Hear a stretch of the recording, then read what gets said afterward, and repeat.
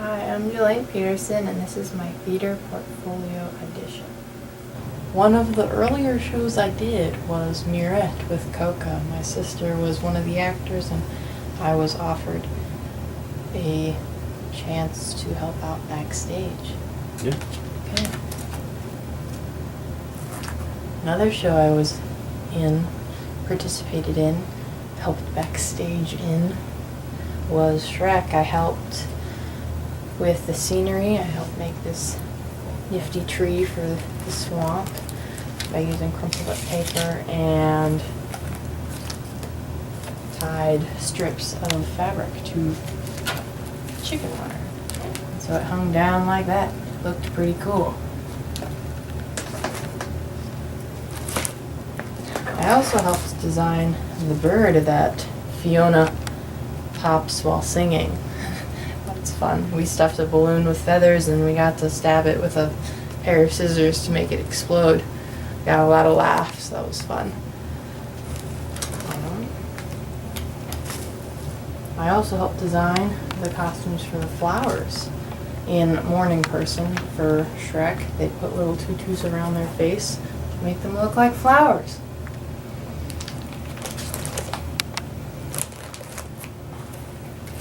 The second show that I did at my high school was Addams Family.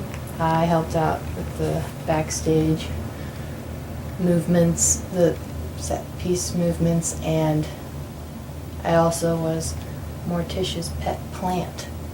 And everybody was so amazed at how I made the plant look so real without it having eyes, which I found to be very easy, but they were all amazed. Cinderella was, I think, my first show. I want to say it was my first show. And I was the only backstage person. I think I was the only backstage person. And I helped design this one the fireplace in Cinderella's house, and I helped design Cinderella's dress that the stepsisters ripped up right before the ball. That was kind of cool. I used little Velcro pieces to make it actually sound like the dress was ripping. So that was a fun show. Some art projects I have done through my high school career. Standing right behind my portfolio, is Groot. He's mostly done. I still kind of need to finish painting the designs on his arms, but other than that, he's basically done, and he's pretty cool. I spent a long time making him in my mask/sculpture class in my high school, my junior year. That was pretty cool. Another puppet I made in that class is this snake puppet. He's pretty cool. I spent a lot of time on his little bedazzlings. It was very tedious, but he looks really cool, so you can open his mouth. He's got the cool little bottom jaw. Yeah. So, it was a fun project. I'm also a puppeteer. This is something I've been doing since 7th grade. It was kind of a fluke thing, because I just liked playing with hand puppets. Namely, my friend Rocky here. He's wearing a hat from when we did Hamilton last year. We made little tricorn hats. That was pretty fun. But I would always carry him around as a child, and a friend of ours noticed, and he lent us a puppet that he had bought from some lady in Utah. And I was like, hey, I could make one of these. So I did. We went to Hobby Lobby and got a bunch of stuff, and I made a puppet a couple hours. Everyone was like, whoa, when did that happen? I'm like, just now. So, yeah. And so that led to all of these fun guys. I have made many of these kind of puppets. I guess they're steak puppets. I don't know the actual name. But this is basically what the first puppet that my friend had lent us looked like kind of this body shape with arms with sticks that you control with your hands and all that fun stuff. Wow. But yeah, so I just branched off of this. I made different kinds. I gave them different kinds of hair, like feathers and this yarn type of stuff that actually is falling out a little bit, but it's fine. It's fine. And then I've also made like actual characters. Like this is Dobby from Harry Potter. He's a favorite of mine.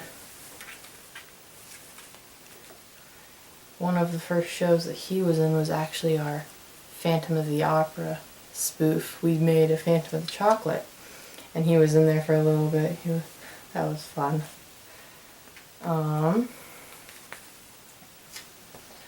I've also just made generic puppets, just like this one. Give him like little bits of character, like a little pinwheel hat. It doesn't actually pinwheel, but it looks like a pinwheel hat, and that's what matters. So this is Kyle. He's always pretty energetic. Yeah, he's pretty energetic. He's supposed to be like the equivalent of Animal from the Muppets, I would guess. And so he's always fun. I've also made many bigger puppets that require either two people or just they're bigger. Like this is. Should I come down? No, you can live up. Okay. This is Bach. He's an octopus, and he can be either operated by one person or two people. Two people make it look better. But like you put your hand in the back of his head, so work his mouth, and then you can work the tentacles, and the tentacles are kind of tied together so that if you move one, it moves like all of them. So that's pretty cool. I've also made, this is Wicket. He's an Ewok from Star Wars, for all you Star Wars fans. He's pretty fun. I can put my hands in here, and he can move and all that fun things. And then if I'm on my knees, I can tie his legs to my knees, and then it looks like he's walking. That's pretty cool. He's very soft. It's really friendly. He's fun. Some other two-handed puppet, not two-handed, two-person puppets that I've made. One of them is based off of this one. He's actually a slinky. He's pretty cool. You put your hands in the gloves, and you've got a little friendly creature that likes to dance. So, but yeah, they're pretty fun. So I created a couple of these, and I'm like, wait, what if I made a two-person one? And so that is where this one came from. He's pretty nifty. One person puts their hand in his head and holds his body, and then the other person would put their hands in his feet. And he dances around, and we get a lot of cool dance routines with this one. It's pretty fun.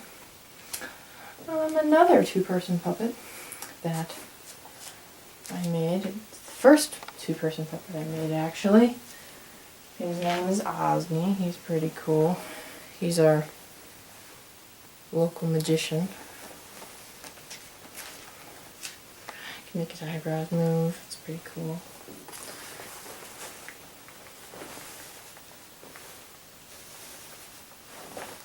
But then you'd have somebody else put their hand in this arm so that he can move both of his arms, and it's always kind of fun because he's not quite coordinated.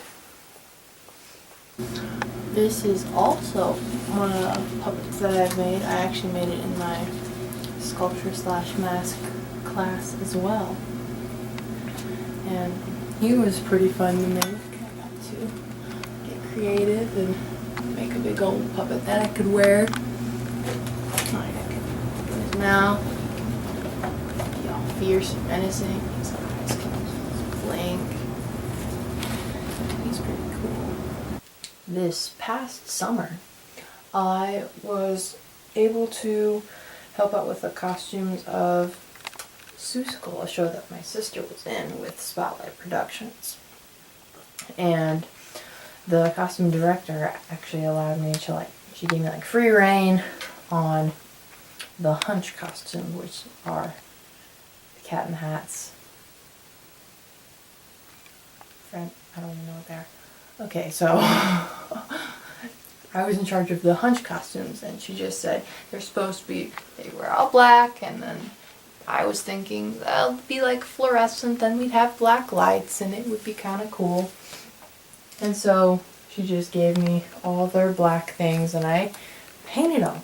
I was like, it'd be kind of cool if they all had eyes, because they're supposed to be hunches, they're supposed to be kind of creepy. So I gave them all eyes, and they all looked different, and they all thought they were so cool. They were like, oh my gosh, they're all different. And so they made them feel almost kind of special, which, yeah. And they fluoresce. Kind of hard to tell with the bright lights, but it gave a really good effect. That took me a while because there were 9 hunches that I had to paint separately. I'm also helping out with another show with the same costume director. It's a different show, different company, the same director. I'm her assistant this time, and we're doing Wizard of Oz. And so she's also giving me free reign on how to make the Winky costumes, and so that'll be a fun endeavor. Thank you so much for watching, and I look forward to seeing you in the fall.